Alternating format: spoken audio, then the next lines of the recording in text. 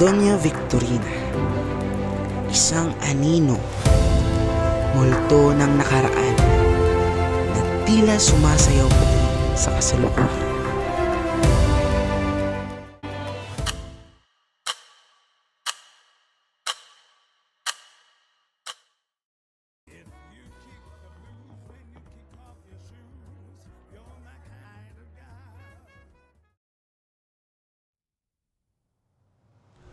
Ang pag-ayaw sa kayamangging balat sa itim na buhok sa anyong Pilipino.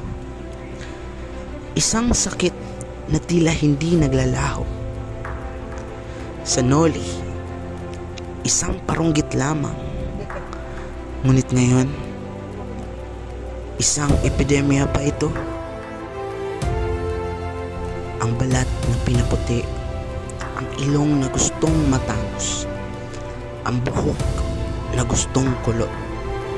Mga pangarap na tila binili sa isang maling tindahan. Ang paghangad sa mga katangian ng ibang lahi. Ang pagtanggi sa sariling anyo. Parang isang pagsuko sa ating pagkatao. Parang pagsasabing kulang tayo, hindi sapat.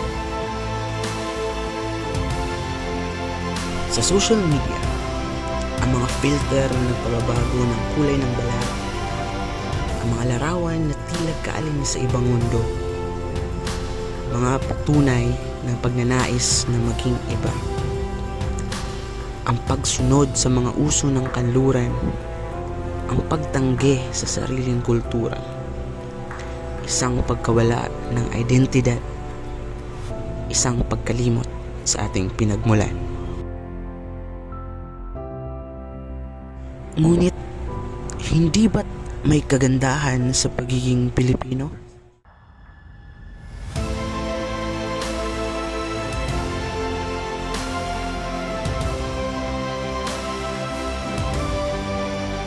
Sa ating kayamangging balat na sinag ng araw, sa ating itim na buhok na simbolo ng ating lakas, sa mga mata na naglalaman ng ating kasaysayan, hindi ba dapat nating ipagmalaki ang pagiging Pilipino? Ang ating kultura, ang ating wika, at ang ating mga tradisyon?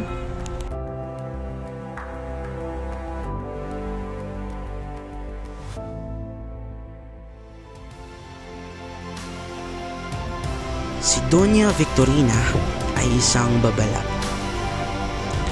Isang salamin na nagpapakita ng ating mga kahinaan. Ngunit sana'y maging aral din ito para sa atin. Aral na mahalin ang ating sarili, ang ating pagkatao, ang ating pagiging Pilipino.